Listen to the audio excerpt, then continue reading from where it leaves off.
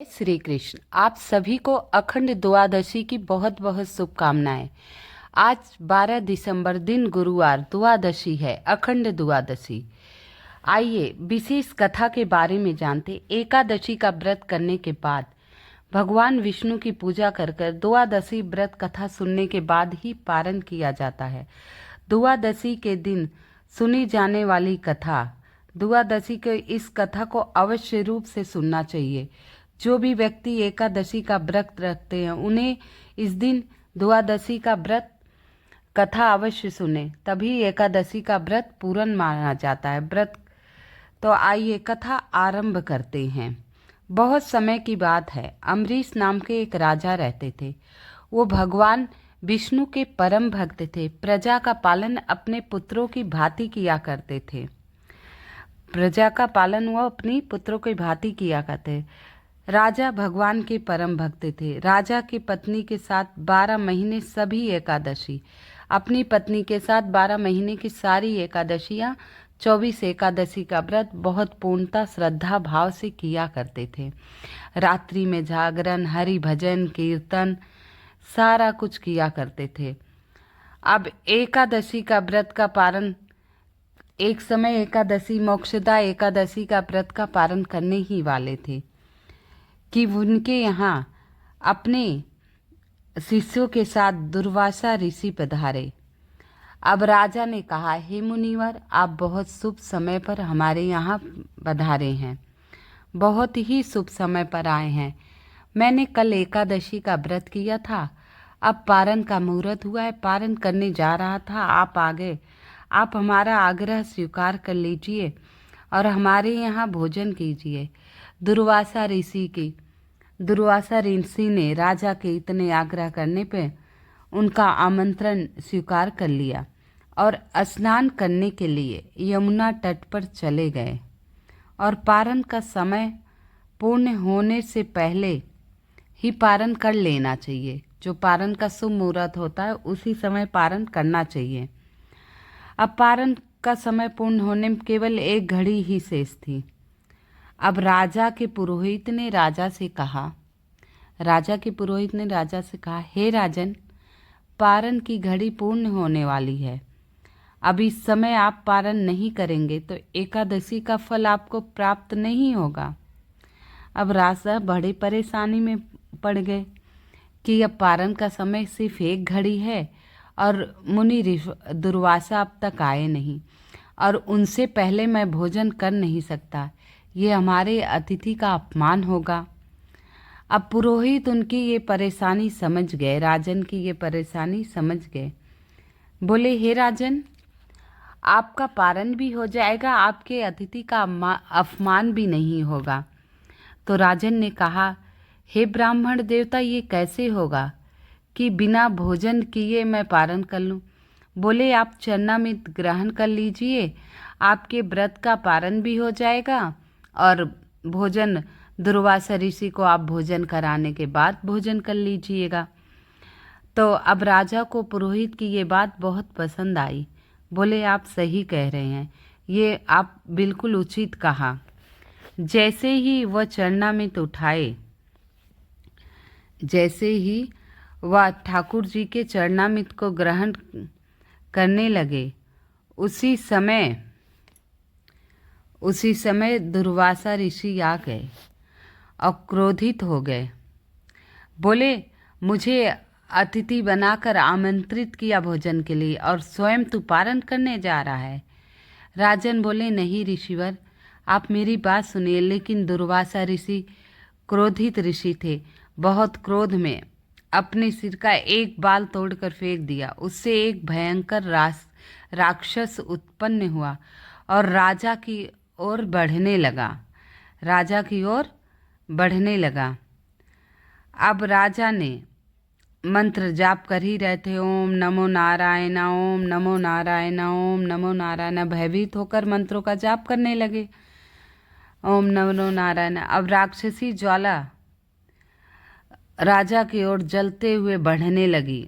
जैसे ही बढ़ रही थी तभी भगवान विष्णु का सुदर्शन चक्र, जो भगवान विष्णु उनकी सुरक्षा में रख रखे थे राजा से अति प्रसन्न थे, क्योंकि परम भक्त थे। सुदर्शन चक्र जो पहले से ही हरि की कृपा से राजा की सुरक्षा के लिए नियुक्त था, वो राक्षसी को पल भर में भस्म कर दिया। राक्षसी को पल भर में भस्म कर दिया। अब राक्षसी को मारने के बाद सुदर्शन चक्र दुर्वासा ऋषि की ओर बढ़ने लगा। अब जब बढ़ने लगा तो भाई मृत्यु का डर तो सबके अंदर होता है। अब जब दुर्वासा ने देखा कि एक पल में सुदर्शन ने राक्षसी को भस्म कर दिया और अपनी ओर आता हुआ देखकर दुर्वासा ऋषि अपने प्राणों की रक्षा के लिए भागने लगे और भागते भागते ब्रह्मा जी के पास ब्रह्मलोक पहुंच गए। अब सुदर्शन चक्र से रक्षा के लिए ब्रह्मा जी से प्रार्थना करने लगे, बार बार प्रार्थना करने लगे। बोले, हे मुनिवर, हे ऋषिवर, इस चक्र से मैं आपकी रक्षा नहीं कर सकता। आप मुझसे इतना प्रार्थना कर रहे हैं, लेकिन मैं इस सुदर्शन चक्र से आपकी रक्षा नहीं कर सकता। आपकी रक्षा करने में मैं असमर्थ हूँ। आपकी रक्षा श्री हरि विष्णु ही कर सकते हैं। बोले, लेकिन तब तक ये मेरे पास पहुंच जाएगा। बोले, हाँ, मैं इसे इतना शांत कर सकता हूँ कि जब तक आप जगत के पालनहार भगवान श्री हरि के श्री चरणों तक बैकुंठ धाम नहीं पहुँच जाएं, इतना मैं निवेदन कर से इसे रोक सकता हूँ। तो ऋषिवर ने कहा, हे ब्रह्मदेव जी, कृपा करके इतना ही कर दीजिए। तो ब्रह्मा जी के कहने पे सुदर्शन जी शांत हो गए। तब वो श्री हरि के पास पहुँचे और प्रार्थना करने लगे। दुर्वासा ऋषि अब दौड़ते हुए श्री हरि के पास पहुँच गए और भगवान के श्री चरणों में गिर पड़े। बोले, हे ऋषिवर, दुर्वासा ऋषि ने कहा, हरि विष्णु से कहा, हे शरणागत वत्सल, मैं आपकी शरण में हूँ, कृपया मेरी रक्षा कीजिए, इस सुदर्शन से रक्षा कीजिए, मैं आपके शरणागत हूँ प्रभु। भगवान श्री हरि बोले, मैं स्वतंत्र नहीं हूँ, मैं अपने भक्तों के अधीन हूँ, इसीलिए आप पुनः राजा के पास जाइए, अम्बरीश राजा के पास जाइए, वही आपकी रक्षा कर सकते हैं। और यहाँ अम्बरीश राजा को 1 वर्ष हो गए, उन्होंने अन्न ग्रहण नहीं किया। बिना अतिथि को अन्न ग्रहण कराए कैसे करते। उन्हें इस बात का बड़ा दुख था कि मेरे घर पर ऋषिवर आए और मैं उन्हें भोजन नहीं करा सका। अब और यहाँ भगवान विष्णु ने कहा ऋषिवर से कि आपकी रक्षा स्वयं अम्बरीश ही कर सकते हैं। अब दौड़ते दौड़ते वो राजा के पास आए। राजा के पास आकर राजा के श्री चरणों में गिर पड़े। अब राजा और भी दुखी हुए क्योंकि ऋषिवर उनके चरण पकड़ लिए। अब राजा उन्हें उठाए और बहुत विनती किए, बार बार माफ़ी मांगे, दुखित हुए। अब राजा दुखित तो हो रहे थे, माफ़ी मांग रहे थे, इतने दुर्वासा कह रहे हैं, हे राजन, तुम्हारी कोई गलती नहीं, मैं तुम्हें क्षमा कर रहा हूँ, कृपया इस सुदर्शन से मेरी रक्षा करो, इस सुदर्शन को शांत करो। राजा ने जब देखा सुदर्शन से प्रणाम करते हुए कहा, हे प्रभुवर, सब मेरी गलती थी, आप ऋषिवर को क्षमा कीजिए, आप अपने स्थान पर लौट जाइए। सुदर्शन चक्र राजा की बात मानकर शांत हो गए और दुर्वासा ऋषि का पीछा छोड़ दिए। अब यहाँ अम्बरीश राजा ने दुर्वासा ऋषि को भोजन कराया और सामर्थ्य अनुसार उनको तृप्त किया। दुर्वासा ऋषि ने कहा, हे राजन, तेरी भक्ति से मैं अति प्रसन्न हूँ, जो वरदान मांगना हो मांग ले। वहाँ प्रभु श्री हरि की कृपा तुझ पर है। बताइए, तुम्हारे सुरक्षा के लिए स्वयं भगवान ने सुदर्शन को नियुक्त कर रखा है। अहो भाग्य जो मैं तुम्हारे राज्य में आया।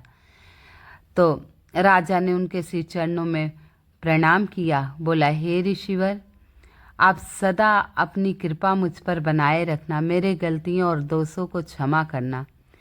तो इस प्रकार द्वादशी व्रत कथा सुनने के बाद ही एकादशी व्रत का पारण करना चाहिए। आप सभी को मेरी कथा अच्छी लगी हो तो कृपया वीडियो को लाइक एवं सब्सक्राइब अवश्य कर देना। अखंड द्वादशी की व्रत कथा सुनने से 12 वर्षों के पूजन का फल प्राप्त होता है। तो आप सभी भी अखंड एकादशी का व्रत सुने, औरों को सुनाएं। कृपया मेरी वीडियो को लाइक एवं सब्सक्राइब अवश्य कर देना। कमेंट में जय श्री हरि अवश्य लिख देना। कमेंट में जय श्री हरि अवश्य लिख देना। जय श्री कृष्ण, जय श्री कृष्ण, जय श्री कृष्ण।